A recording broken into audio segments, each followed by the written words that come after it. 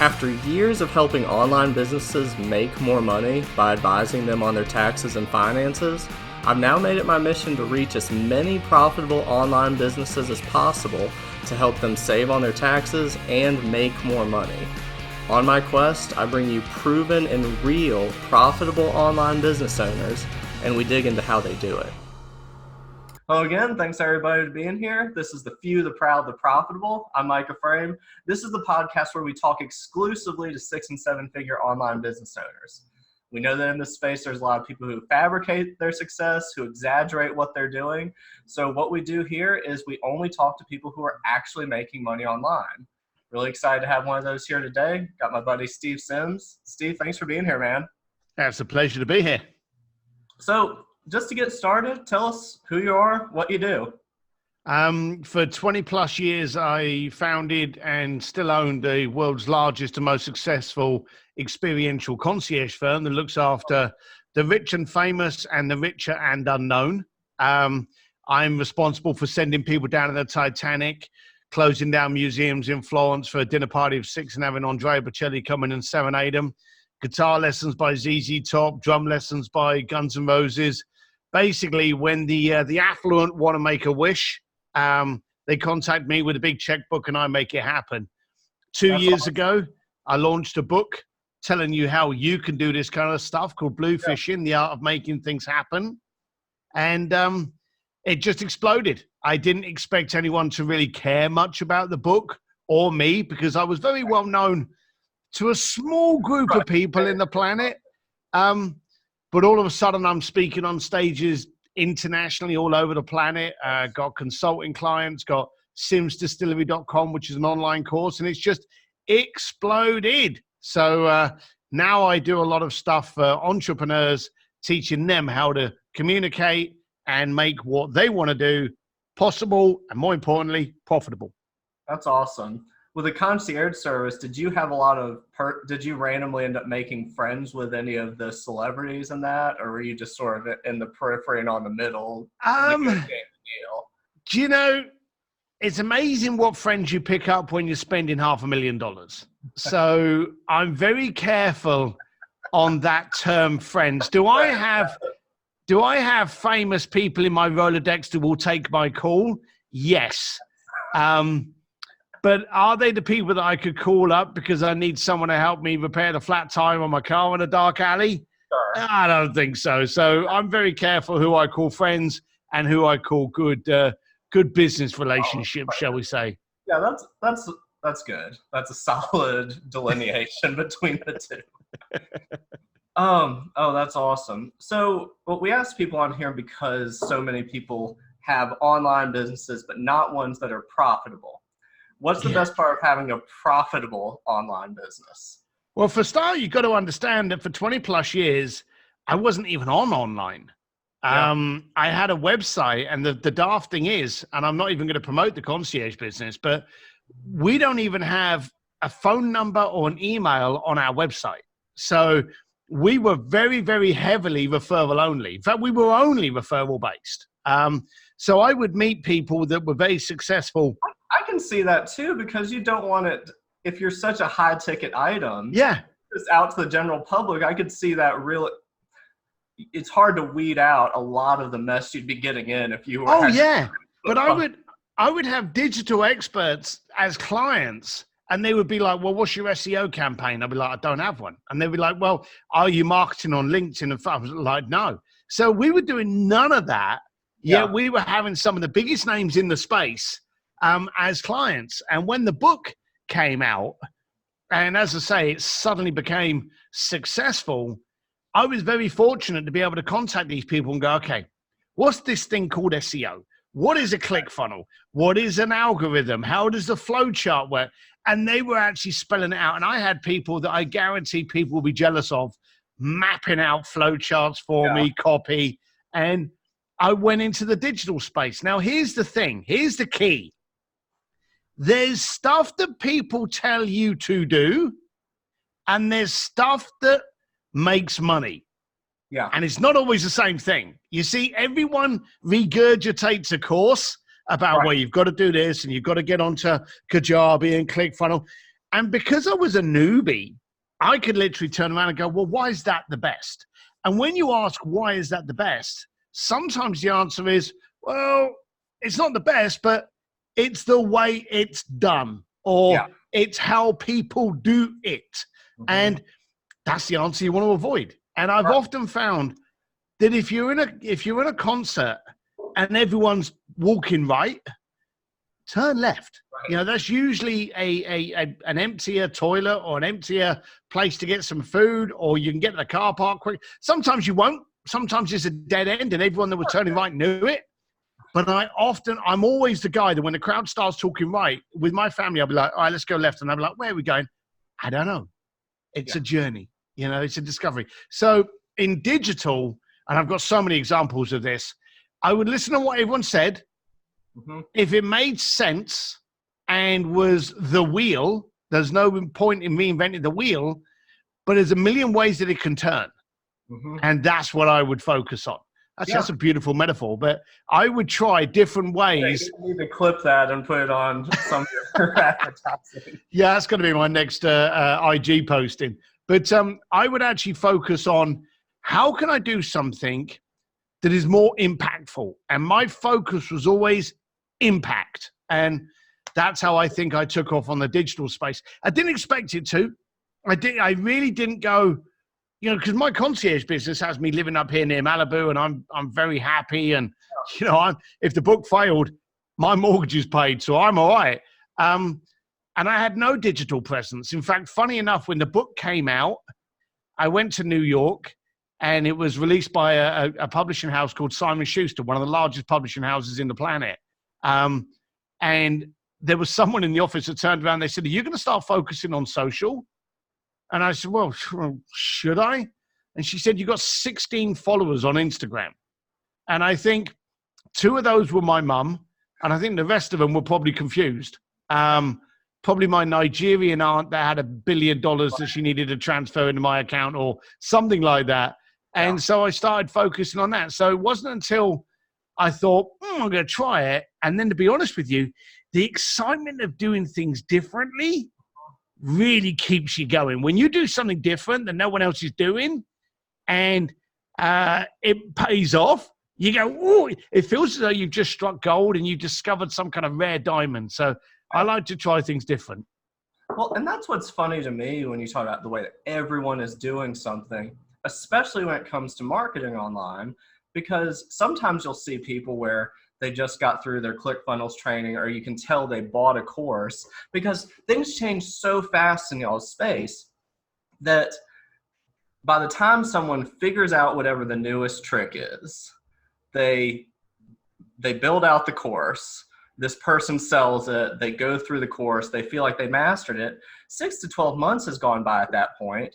And better odds than not that whatever trick they had figured out, whatever that best practice was, even assuming it was a best practice to begin with, the chance that being effective is, or nearly as effective, is incredibly diminished. But people, because they learned it from some guru, some course, whatever, that's what they're still selling 1 to 2 years after the fact that it's not really working as well anymore. Well, here's the thing. In my concierge industry, it was all about understanding what the client wanted, not what they asked for, what they wanted. Yeah. And so I was always very good at asking them, well, why do you want that? And they would be like, well, you know, I haven't been together with my family for a while, so I'm used to. So there's always a reason behind the question. And that's what I always did. And then as I started going from looking after clients and ended up starting working for people like, you know, Tiffany and Piaget and Cartier and Louis Vuitton, Monaco, Formula One, places like this, the New York Fashion Week, I was asking the same question. What's the point of this award show? You know, who are you trying to capture? What is the conversation you're having with the attendees? It all comes down to the word communication.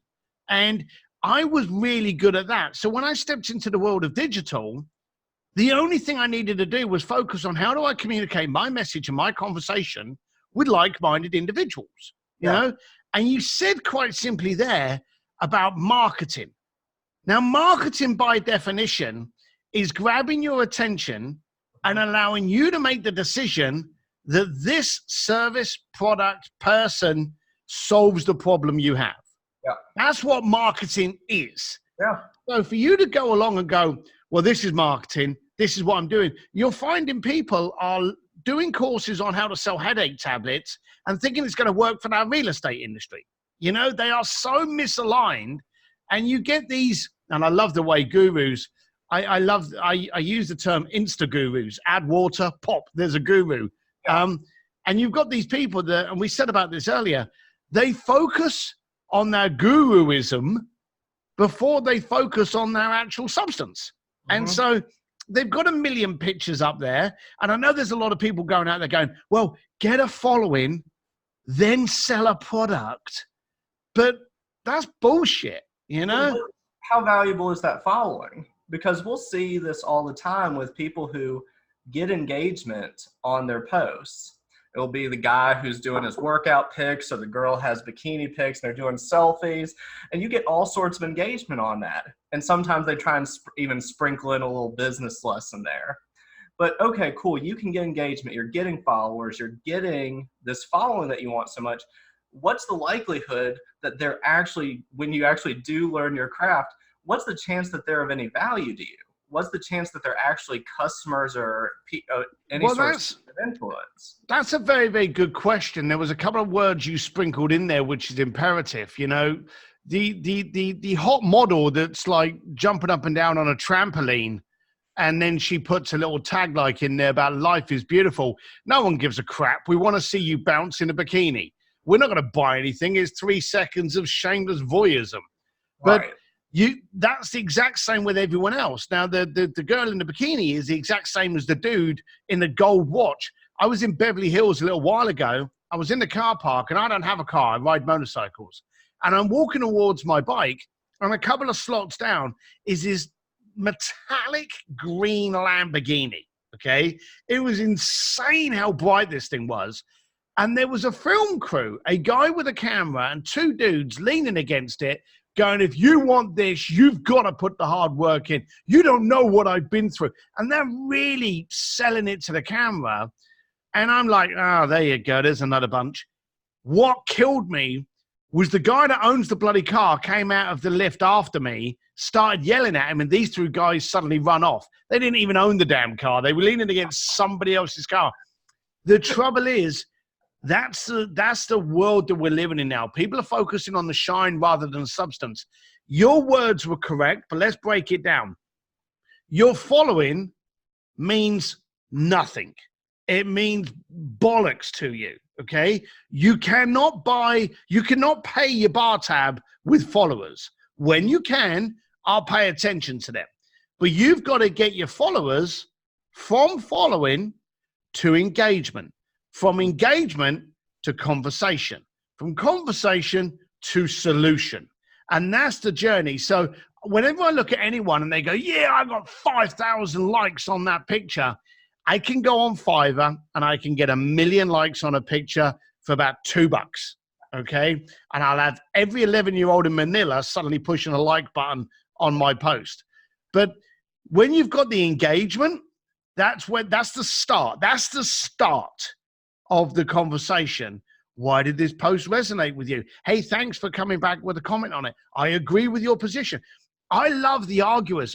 30% of my consulting database, and I know this because we actually worked it out a couple of days ago because I was asked this on another interview. 30% of my data, of my consulting database is from haters, okay? It's from people that have gone onto my stuff and gone, why do you think you can do that? Or you don't bloody know Elon Musk, or you've never worked with Elton John. Oh, this is just loads of shit and shine. And I've conversed with them, and then they've gone, well, how did you do that? And I go, well, actually, if you read this paragraph, you can do it as well. So those people, I often believe that the people that tell you love you, hey, that's nice, but they don't spend a lot of money. Those people that turn around and go, well, I don't believe in that. They are asking for convincement. They are asking you to validate why it works. So those people that turn around and go, well, I don't believe in this. All right, fine. You don't have to, but I'd like to question you as to why I'd really like your perspective. Well, because it's never worked. Well, that depends. Who was telling you? Who was instructing you? Did you action it? It's the diet book syndrome. It's the fat bugger that walks into Barnes and Noble, picks up a diet book, and thinks purely by that purchase, they're now going to get slimmer. Yeah. And then they go home, throw it on the floor and go, well, that book didn't work. None of that works unless it's actioned. And if you challenge those haters, I've actually ended up with a lot of them becoming consulting clients. That's cool. Yeah, I haven't heard that side before. I've heard some people annoy me on their Facebook feeds because they just put controversial stuff just to get the engagement, which I've always wondered what the point is, because again, the conversion to what you ultimately want isn't doing anything. But the way you're doing it, that's really interesting, where you're putting the regular value there. Then when you do end up with trolls, not you being the troll yourself, but when you do end up with the people who are arguing, being able to engage with them and turn that conversation into an actual eventual conversion. That's interesting. Oh, I've had people that have just said that I've lost a lot of money. I've tried this and it doesn't work. And I said, have you tried the action? Now, here's the daft thing. You get these gurus out there going, I can make you rich. I can make you wonderful. I can do this and you can be great. No, you can't. Yeah. The bottom line of it is I did a speech in Nevada 2 weeks ago, and I walked on stage and I said, all right, most speakers stand up on stage and say, you can be fantastic. Well, let me tell you quite now, 70% of this audience can't. Right.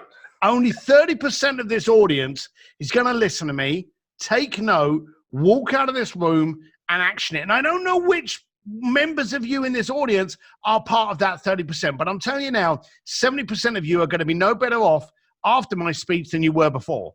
I'm talking to the 30% that want to change. And that's the truth. People are lazy, and they're, as much as there's Insta gurus, they're looking for instant response.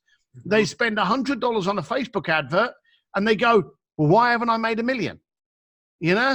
It's people have got to put the work in. Yeah.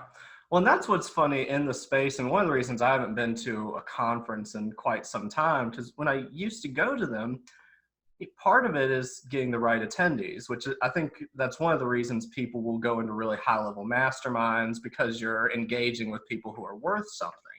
But just talking to some of the attendees, they're nice enough people. I'm not throwing shade on them as individuals, but as entrepreneurs, as people who are actually going to grow, they were there for the rah-rah. They were there for the upbuilding and this makes me feel good, but you knew that there wasn't actually going to be any action.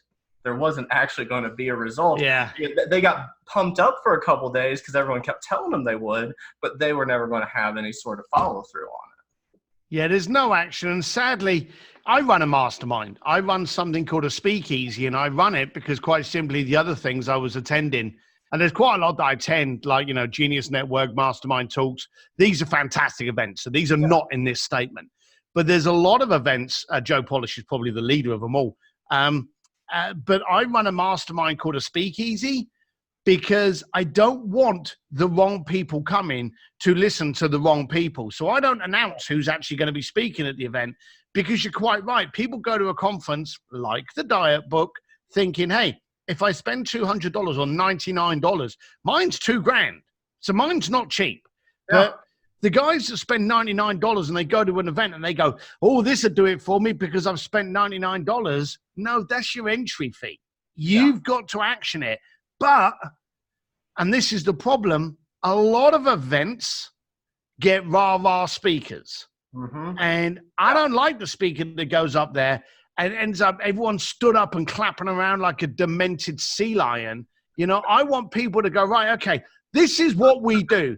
I'm brilliant at my job. I make shitloads of money because I do this, and I want to tell you what I do so you can be brilliant. Those are the people I want to listen to, because you being up on stage telling me how excellent you are and how you've never been a toilet in your life and you're rich and you're lovely and you're perfect wife and that, I don't care. What I care about is, what do you do that can make me brilliant? Yeah, completely. Perfect.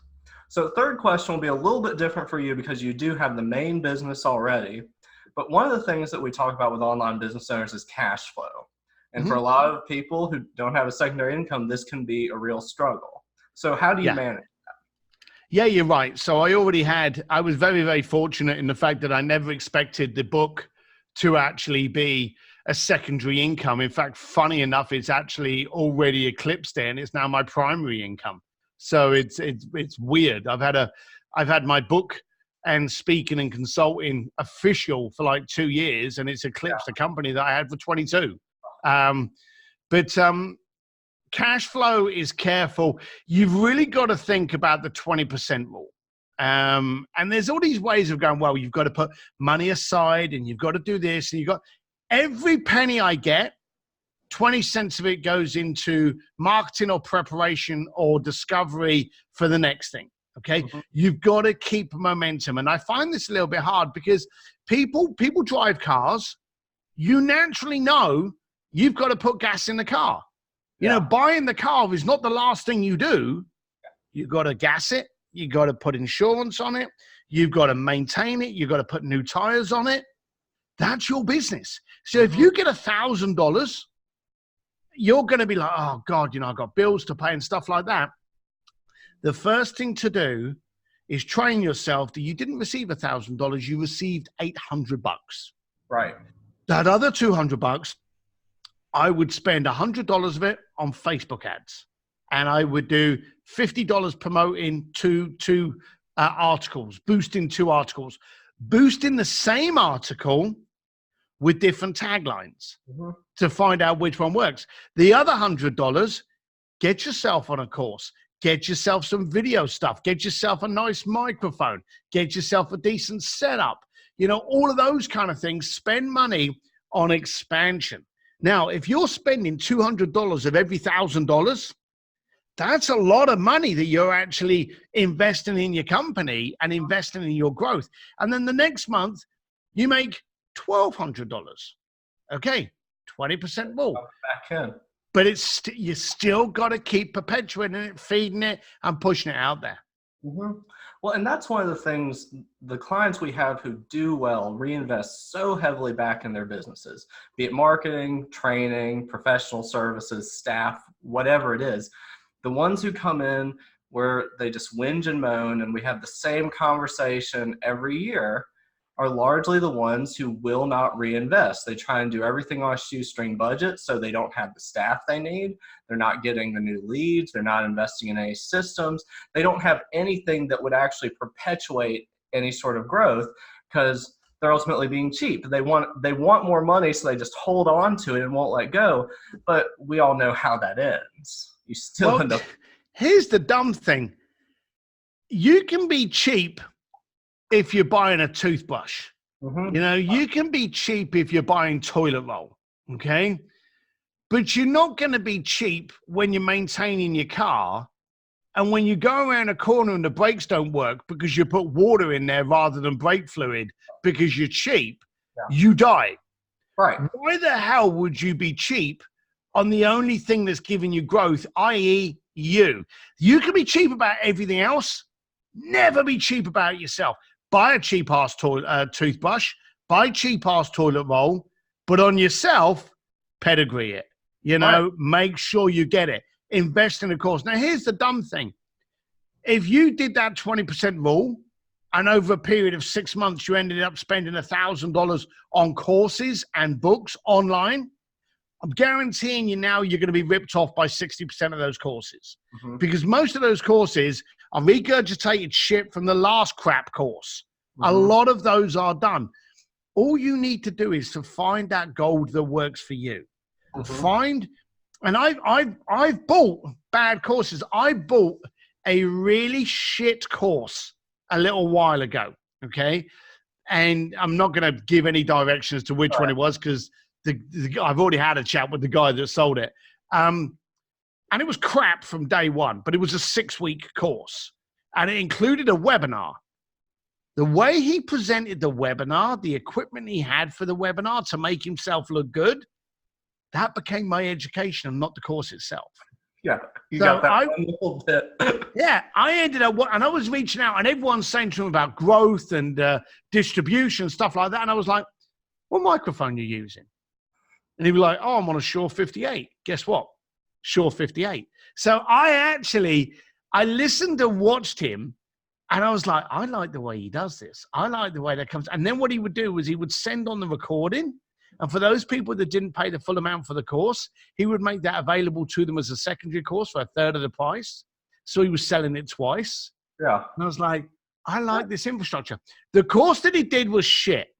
The way he put it together allowed me to release a course. And I did a very nice cleanup on that.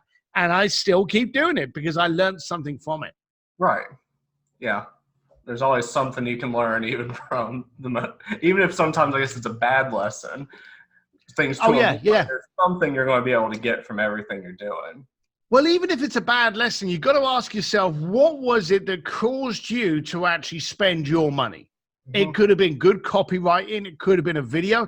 Now, there's no new wheels out there. So everything you do, like I did a speaker page, and I'm telling you now, rip me off, please, because I've done it to other people.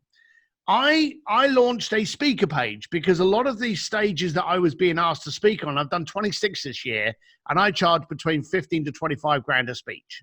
So I had a lot of agencies going, well, do you have a speaker page? And I was like, no, I don't. So what I did was I went out and I looked at some of the biggest people in the world, Jay Abraham, Brendan Burchard, Tony Robbins, Damon John. I looked at the biggest speakers out there, and I looked at their speaker pages. And as different as they look, they're all exactly the same. Yeah. They've all got a sizzle reel that shows them on multiple stages. They've all got some beautiful copy. They've all got some pictures of them with celebrities or in different locations. And they've got a speaker page to download, and they've got contact details to book a call or schedule a meeting. It's all the exact infrastructure of that page. So I looked at all of these people, reverse engineered it, and then built my own based on that platform. So there's no new wheels. Go to my speaker page at stevedsims.com, click on speaker. That's what you need. If you're a speaker or trying to be a speaker, that's what you need. I didn't invent the wheel. I just colored it in my colors. Right. All right, cool. So in a couple of minutes, give us a tip that you think that every online business owner should know. All right, never outsource your social. That was the first thing that I discovered, because I hated doing Instagram. I hated doing Facebook and LinkedIn and Twitter. Despised it. So I got a social company to do it, which I paid like a couple of grand a month. And it went up because I thought to myself, well, maybe the budget's too cheap. So it went up to like about 10 grand. And the wording was too elaborate. The reach was too wide. It wasn't pinpoint focused. So I canceled it. And then I would go on there and just go, I love the color red because it makes me do something dangerous. I would just put stuff on there that revealed to me. Like this morning I did a posting because the bloody GoPro company has just released a new GoPro, and I'm the sucker that buys every single one of their GoPros. And this latest one has me salivating. So I posted, damn you, GoPro, I'm going to buy another one. I've got every single one they've ever done. But I started doing that. But you know what happened? It started resonating with people. Now, I can't spell, okay? So quite often my memes on Instagram, LinkedIn and Facebook, there'd be a spelling mistake. It'd be grammatically incorrect. But then so are we, because it's imperfect. And guess what, buddy? As gorgeous as you are, we're all imperfect. Yeah. And that's what shows it's a human being talking to a human being. And I realized, because I hated doing social, because it wasn't, because it wasn't perfect, nobody cared. Yeah. They wanted to talk to a real person, and real people are not perfect. So I would sit there and I'd go, hey, I love this whiskey. It doesn't make me go to the toilet too much. It would just be something silly like that. And people would be like, yeah, I'm with you. Have you tried this whiskey? And I'd be like, no, I haven't tried it. And all of a sudden you're in these conversations. So far too many people think that social is what you've got to avoid and outsource. Outsource your accounting. Outsource your chasing of invoices. Outsource your website design. Outsource all of these things, But anything that has to do with getting who you are across to someone else, that's your liability. You have to be responsible for that. That makes sense, because people can, inauthenticity, people are able to detect really quickly. They might not be able to pinpoint exactly what it is, but it's the same reason that people who try to come across as uber polished, make no mistakes, there's a reason that doesn't resonate with people. And at the point when you're outsourcing it to a totally separate company that's either coming up with their own stuff, or they're just trying to lift quotes from you, they find stuff from your book and just throw that in there, the chance of people actually liking that and feeling like that's real, it goes down quite a bit. Well, you're not talking to them, you're just providing them with a wallpaper. Right. So if I like something, like I forget what the bloody quip was that we said earlier in this show, but if you just if you took that quip that we said and we put it up on a meme and say, hey, from a podcast this morning, I just announced the greatest quip ever known to mankind, and you post it, it's a little bit jokey. You're having a bit of a giggle, but I know I'm going to have to replay this podcast, but there was a quip at the beginning that just sounded really cool. But you're probably going to post it before me. Oh, awesome, man. All right, so last question here is one of two things, or you can do both. What's either the craziest thing you've seen sold online, or what's the craziest tactic you've seen to sell something online? All right, the craziest thing I've seen online, probably the craziest thing I've seen is air.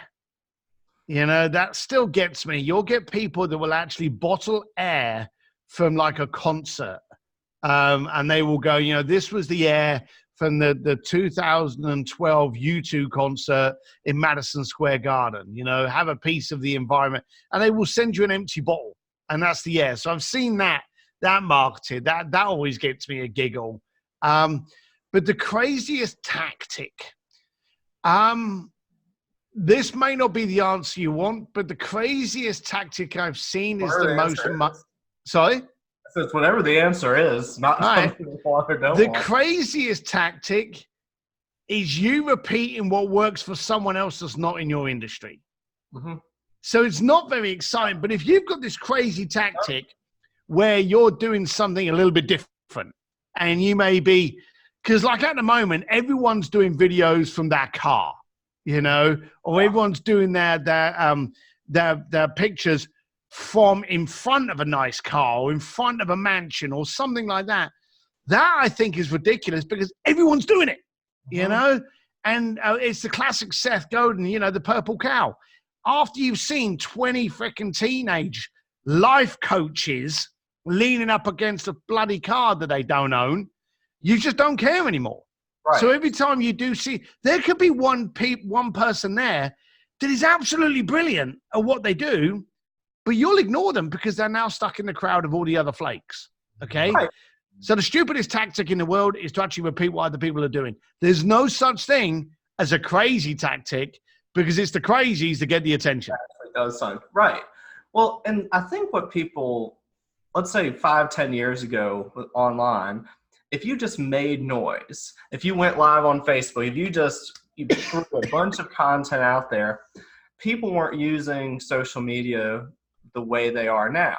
So just by making noise, you could get a certain amount of success by doing that. Now that everyone is trying it, like you're saying, there's 20 people who are leaning against car, all these things that might have worked a couple years ago, the fact that everyone's doing that same thing, when I saw people, this is back when I guess Periscope was still around for as long as that lasted. But when people are just talking to the camera and engaging, initially that was so new and it was interesting. So you pay attention. Now when I see someone with bad lighting, they've got this grainy photo and they're just talking to the camera, I just go right by.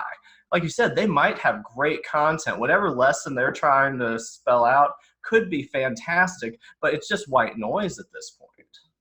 Yeah, it's funny you should mention that. I did a podcast a couple of weeks ago with a very dear friend of mine called Jay Abraham, and they decided to video it while we were doing the podcast. So it wasn't set up to be video, Yeah. But we had one of these new Mevos, and for some reason they set it up and they put it on the default setting of like 720.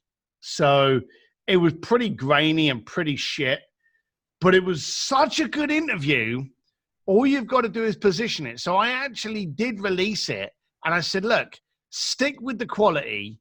It's rough and grainy, but you'll be thankful that you did. And so we released it, but you've got to position it. If you release it and you don't say anything about it, you're right, people are going to go, that's crap. But if you go, hey, I did this, my camera was on low setting, but bloody hell, this was such a damn good interview and can help you, look past that, then people do. But you know, the funny thing is, that mistake shows that you're human. You know, we had so many people going, oh, I've done that before, but yeah, the interview was brilliant. You know, you're showing you're a human being. I wanted this to be a brilliant interview. I wanted it to be perfect. I wanted it to have exceptional lighting and 4K resolution, but it didn't. You know, it was 720 in his office, wasn't the best lighting in the world, but the interview was gold. And so I told people that at the beginning, and it resonated with people because I'd made a mistake. I hadn't checked the settings, and it resonated. But you also have the credibility to begin with and have other examples where you're not doing that and you do, versus these people where that's all they're putting out. I think is a like I have pretty decent lighting in here. I have a good mic set up. I have a nice little backdrop, but you know, you got to focus on the stuff. But when it goes wrong, don't hide behind it. You know, if your video is ropey, but the content's exceptional, then just tell people, hey, shit video, but wow, the content was golden. You know, take a peek. And you get that credibility by being honest and by being transparent and being truthful with it. Yeah, absolutely. It doesn't hurt when you got someone like, you know, Jay Abraham interviewing you. That kind of gets a bit of attention as well. So it's not a bad thing. All right, I know we're running short on time. Thank you so much for being here. If people want to reach out to you, what's your website? What's the best way for them to get in contact? Well, there's a few different ways. We have a Facebook page that's free where I spout a lot of my stuff. I actually spouted this morning about the new GoPro. But that's an entrepreneur's advantage with Steve Sims, free of charge to get on that. You can go to stevedsims.com and actually register there for the newsletters. Or if you like technology and you've got a cell phone in the United States, text the word SIMS, SIMS, to 33777. So that's the word SIMS. Text it to 33777, and you get my text alerts where I'm speaking. I may be speaking in your area. If I do a video, you know, I'll text you and go, hey, really cool video. Happy Sunday. Enjoy this. You know, you'll get more alerts than you will the emails. So that'll help you. All right. Awesome, man. Thanks so much for being here again. We really enjoyed it. All the best, pal. Bye. Thanks. Bye.